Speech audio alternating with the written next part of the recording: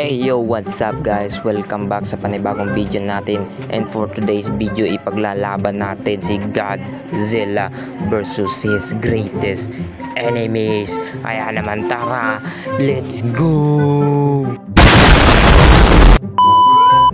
Anyways, kung di ka pa nakasubscribe, i-hit mo na ang notification bell at para updated ka sa panibagong video natin. Kaya tara, let's go! So, hanap muna tayo ng syempre, yung mapatag at makuha na land. At eto na, i-spawn na natin si Godzilla. So, kitang-kita nyo naman na si Supercharged Godzilla agad yung in-spawn natin para matapos na ito. Wala kaming pakialam! So ayun, nag-grow na si Godzilla. Humahanap na siya ng kalaban. Grabe naman kapar. Masyado kang maasim. Hoy!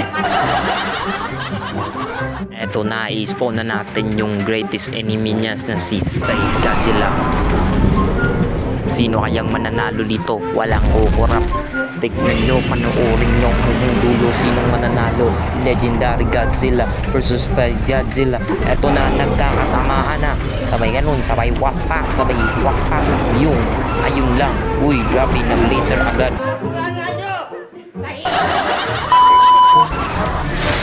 Anyways, balik tayo sa laban. Nagkakampasan na. Wow, grabe. Eto na par. Wait lang. Paano nangyari yun? Parang matatalo na yata dito si Godzilla mga kaibigan, pero hindi yan susuko mga kaibigan. Ito na, eto na nag-laser pero wala nag-ultimate si Space Godzilla. Napakadaya naman ng wakong na to.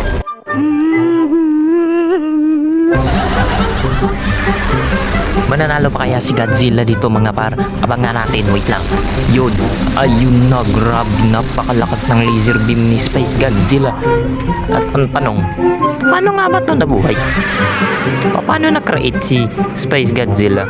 Teka, nasa na si Godzilla? Ayun lang, bulagta na siya par. Talo! Yun lang, first ever natalo si Godzilla, pero mamaya-maya ilalabas natin yung ating pinaka-secret weapon para matalo silang lahat. In the meantime, si Mechagodzilla ang ating ilalabas ngayon. Parang may naamoy ako hindi maganda. Eto na par, kung kakayanin pa ni Mechagodzilla, grabing ganda ng design, no? Eto na par, nagra-rampage na siya par. Talo! At syempre, ilalabas natin si Destroya. Pinaka kalaban ni Godzilla sa kanilang lahat. Mortal enemy. Gunggong! Eto na, 3, 2, 1, and spawn. Wow, grabe. Grabe, ang laki pala talaga ni Destroya. Wow, grabe. Ayun, nagkakasapakan na yung dalawa pa. Nagkakasapakan na si Mechagodzilla at si Supercharged Electric Godzilla. Ewan ko kung anong tawag yan. Basta si Godzilla yan. Wow, grabe. Bay, layo mo sa akin to. Ayoko makita ito. Maita ulo ko.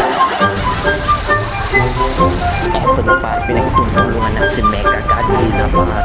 Yun lang, grabe yung laser beam, yung upload, yung hampak, grabe par. Grabe, talagang papatulugan na at ilalabas na natin yung big guns, si Burning Godzilla.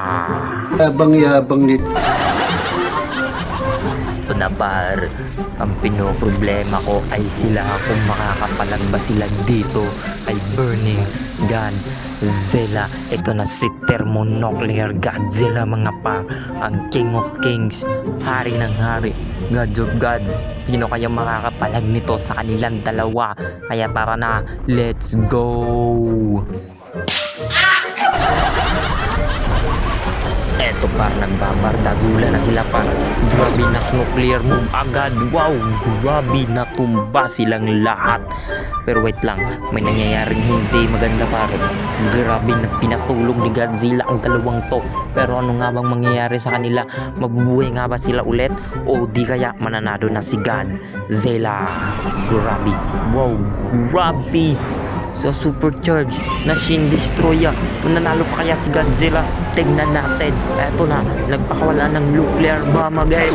Nuclear Godzilla, wow, grabe, wala, ubos silang dalawa. Pero buhay pa si Destroyer. Eto na, nagkakapalagan na sila. Wow, grabe, nagkakapalagan na yung dalawa. At ayun na nga, grabe, nag-laser beam, nag-burning laser at talo si Destroyer. Masyado pa naman talagang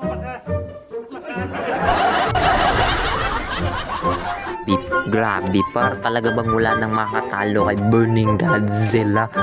Sheesh, napaka-hot si Violente kaya. Nabubulil yata ako guys, pero hindi yan Violente, napakalaking monster yan. Mapapanalo kaya ni Godzilla to. Ayun, nag-nuclear bomb. Olo, grabe, nasabugan sa muka. At talagang walang makakatalo sa Burning Godzilla na to. At yun na nga, maraming salamat sa panonood guys. At syempre, see you in the next video. God bless, bye.